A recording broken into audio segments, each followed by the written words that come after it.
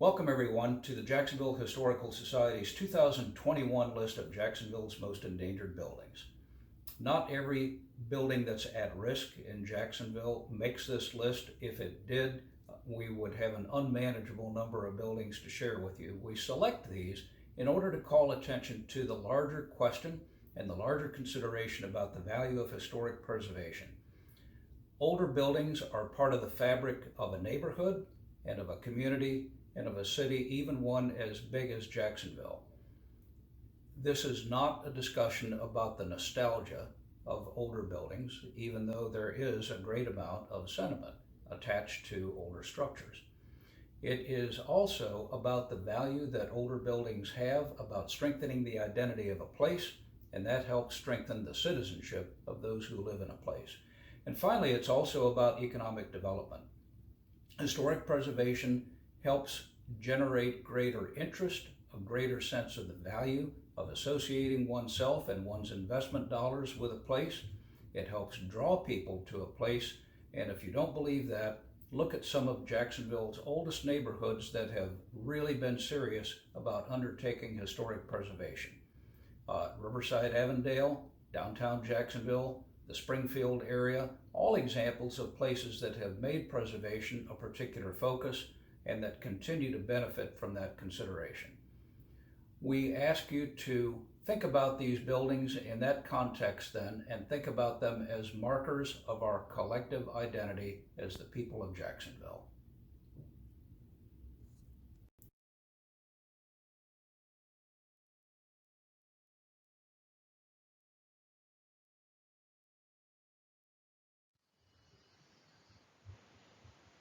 The Eartha White Youth Recreational Center was originally built in 1938 as a residence and museum. The building included two adjacent columns with Doric capitals reportedly rescued from a demolished downtown building.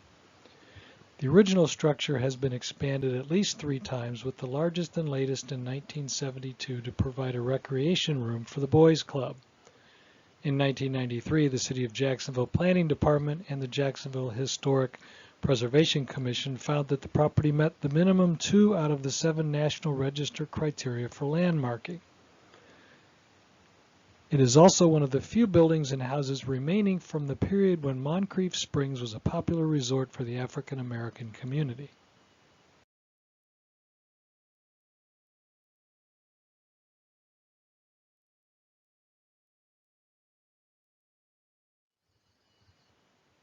The first sanctuary of the Mount Olive AME Church was a small wooden building constructed on this site in 1887 facing on Pippin Street.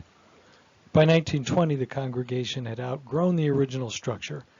A.L. Lewis, building committee chairman, selected plans drawn by Richard L. Brown, Jacksonville's first black architect, who died in 1948 at the age of 94. A declining congregation, infrastructure issues, and developer encroachment are threats to the future viability of this historic old church.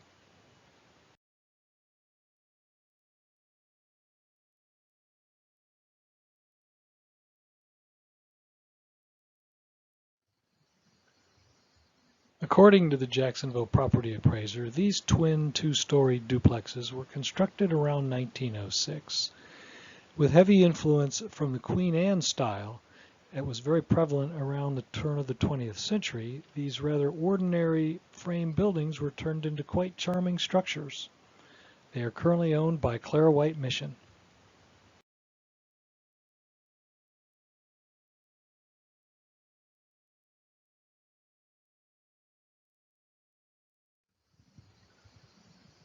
In 1926, the growing congregation of the First Baptist Church began construction of this 6-story building. Designed by noted Tennessee architect Reuben Harrison Hunt, it was said to be the second largest Sunday school building in the world at the time. In 1938, the building was sold to the Gulf Life Insurance Company, which maintained this building as its headquarters until it moved into its 27-story office tower on the South Bank in 1967. The First Baptist Church then repurchased the old Sunday school building and now has applied for a demolition permit to build an entrance plaza for its historic sanctuary next door.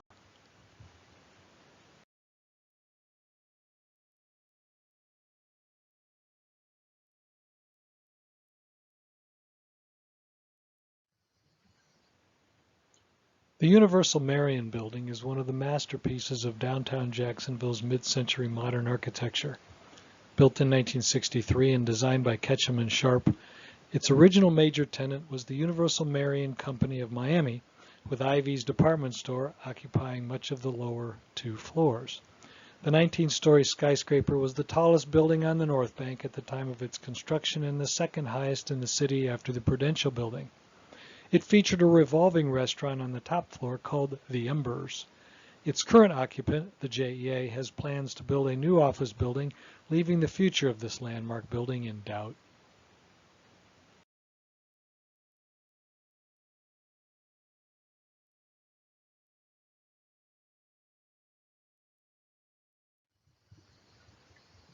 A large contingent of black Union soldiers came to Jacksonville in 1864 during the town's 4th occupation of the Civil War. A garrison of both white and black federal soldiers were stationed in Brooklyn for several years after the war as part of a military occupation to restore order.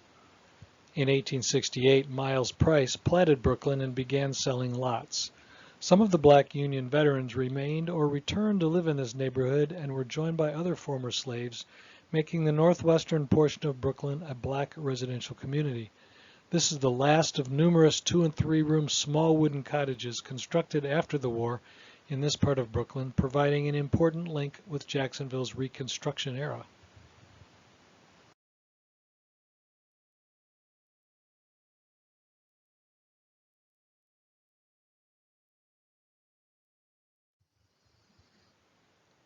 The city of Jacksonville spent over $100,000 to move these houses to their current location on Jefferson Street. These shotgun houses were under construction near the Cleveland Fiber Factory when the Great Fire of 1901 broke out. They were damaged by the fire but survived. These 3 survivors represent a distinctive architectural style and are stored for future restoration, yet they are in rapidly deteriorating condition.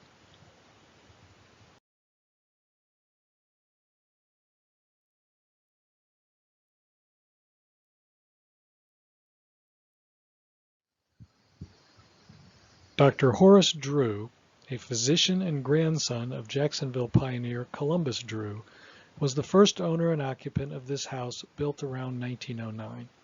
The exotic residence exhibits one of the most inventive uses of concrete blocks as a building material in Jacksonville. It is one of the most significant residences in the Springfield Historic District, and in recent years it has been badly deteriorating. 245 West 3rd Street LLC is in the process of restoring the Dr. Horace Drew mansion overlooking Clutho Park.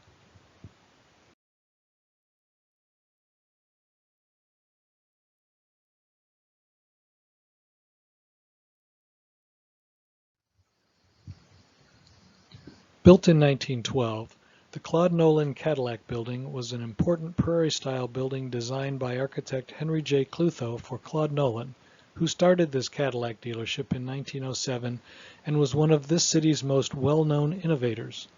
In addition to founding the oldest automobile business in Jacksonville, Nolan is also credited with originating the idea of selling automobiles on installments in 1910, a practice that was soon adopted by the entire automobile industry. Originally, this Cadillac showroom building had a projecting cornice, large plate glass windows, and a bold interplay of horizontal and vertical lines. Although the drastic remodeling in 1948 completely obscured the original facade, the basic structure of the original building is still intact underneath and awaits an intrepid preservationist to restore it to its original glory.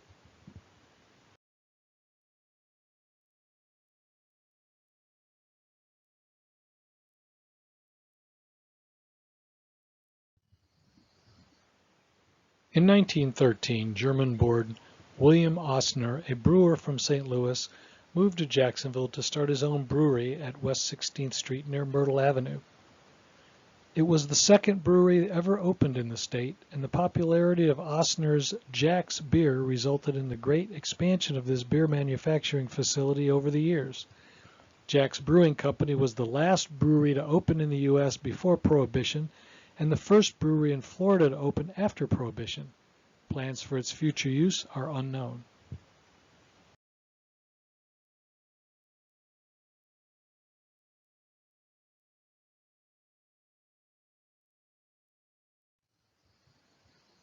The old Duval County Armory, designed by architects Talley and Summer, was completed in 1916. The building is monumental and fortress-like with battlement towers and parapets and a dramatic arched entrance at the center of the facade. The name of the Duval County Armory was changed in 1962 to the Maxwell G. Snyder Armory, honoring the commanding general of the National Guard's 48th Armored Division. In 1973, the building became the City of Jacksonville's Parks and Recreation Department. In 2010, the department relocated to the Ed Ball Building, leaving the Armory abandoned for the first time in its history.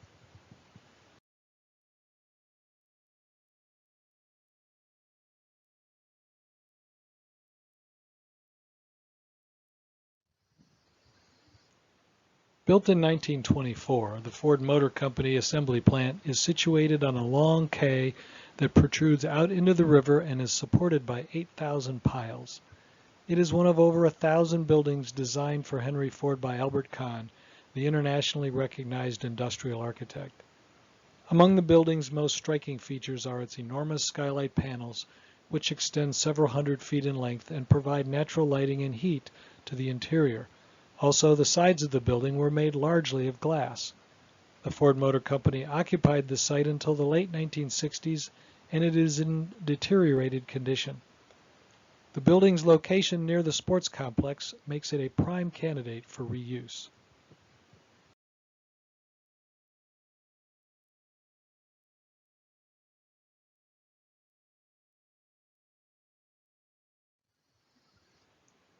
The Florida Baptist Convention Building, built in 1925, was the last downtown office building designed by architect Henry John Clutho and is now a historic landmark. It was the first building of its kind in the nation for a state Baptist organization. Empty for almost 30 years, this reinforced concrete structure is in desperate need of restoration. It was purchased in 2020 by JWB Real Estate, which is planning to convert it to mixed use with commercial on the ground floor and residential uses above. Until the project is underway, it will remain an endangered historic building.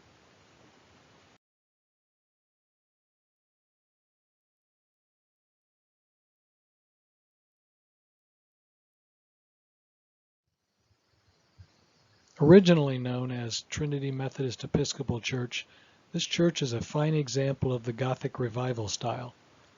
Built in 1903, Snyder Memorial Methodist Church, designed by architect J.H.W. Huckins, was one of the first churches to be rebuilt following the 1901 fire. It is owned by the City of Jacksonville but has remained vacant for most of the past decade.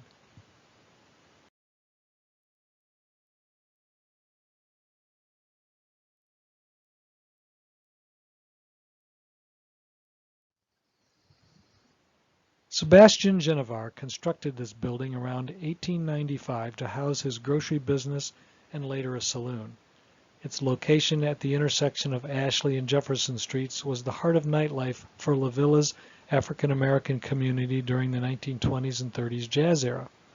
About 1931, Wynn's Hotel opened in this building and was a favorite lodging place for visiting entertainers such as Louis Armstrong and Ray Charles. Now owned by the City of Jacksonville, the building has been gutted, although much of its original exterior walls are still intact. It's significant as a pre-1901 fire structure, as well as a landmark from the swing time era of Black Jacksonville, makes this a building in urgent need of restoration.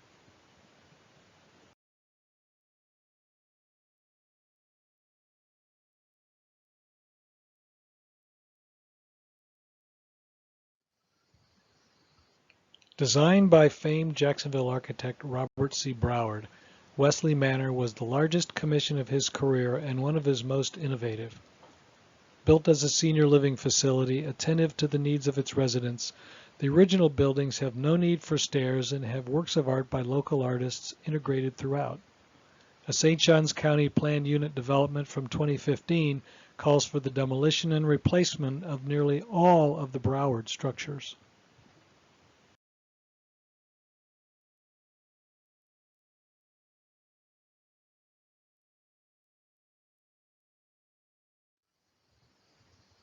The Annie Lytle School, built in 1917 and designed by architect Rutledge Holmes, overlooked Riverside Park before construction of the I-95 I-10 interchange isolated it. Vacant since the 1970s, the building has been threatened by demolition many times, even though it has been declared a historic landmark. The Anti-Lidl Preservation Group has waged a brave fight to stabilize the building until an adaptive reuse for the building can be found. In 2020, the residents of Duval County voted to fund a $1 billion bond issue to upgrade Duval County public schools. The plan to be funded by the bond issue includes the demolition of 5 historic schools. These are the Annie R. Morgan Elementary School, the Brentwood Elementary School, Henry F. Kite Elementary School, Matthew Gilbert Middle School, and the Ortega Elementary School.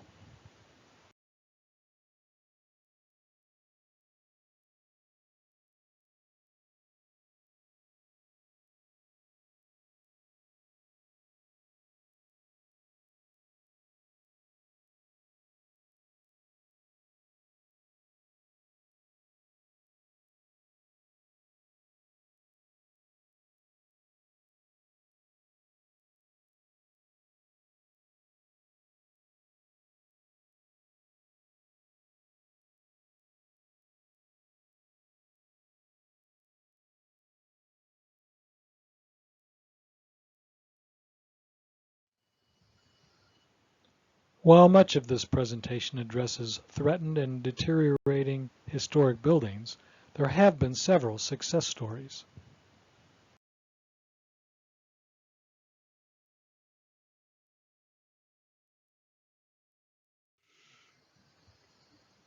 Elena Flats is one of the last historic structures in what was once a vibrant downtown rooming house district built after the Great Fire of 1901. Initially catering to middle-class workers, Elena Flats was later converted to a rooming house for Jones College students in the 1950s. By the late 1970s, the building had been subdivided into as many as 25 rooms. Over the next several decades, the building began to deteriorate from a lack of maintenance. It was last used as nightly and weekly rental housing in the early 2000s. Investors Jack Meeks and Joanne Tredenick bought the almost 7,000 square foot building in 2015. And after securing historic tax credits and investing nearly $3 million in restoration costs, the building has once again entered new life as a 4-unit apartment building.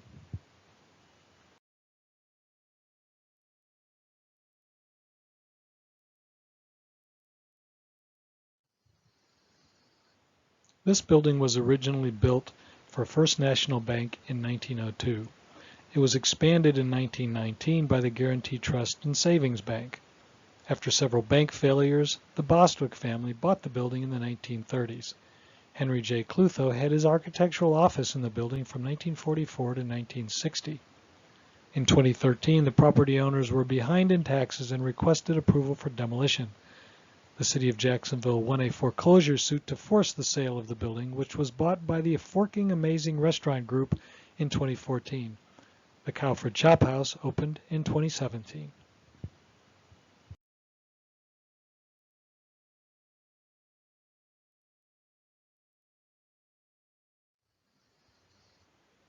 Named for the inventor of mechanical cooling, the John Gorey Junior High School was built in 1923 and served West Side students for many decades, then was used for administrative purposes.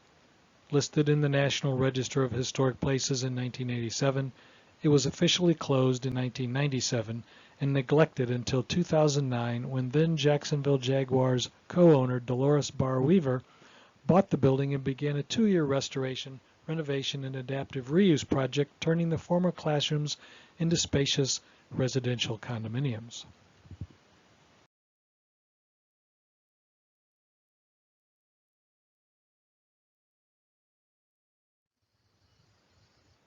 Built in 1903, the building operated for decades as the Seminole Club. It was renovated in 1975 when elevators were added. It closed in 1989 and again in 2004, then was designated a historic structure in 2006.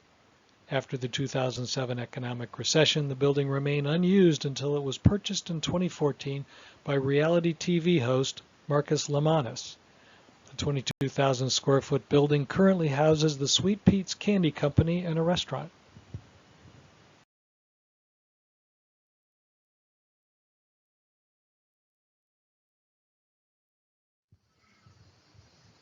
When completed in 1926, the Barnett Bank building became Jacksonville's tallest building at 18 stories. In 2013, Southeast Development Group acquired the building along with the Laura Street Trio and began rehabilitation in 2017. Finished in 2 years, the $53 million project houses a commercial bank, a local newspaper, the downtown campus of the University of North Florida, and residential apartments.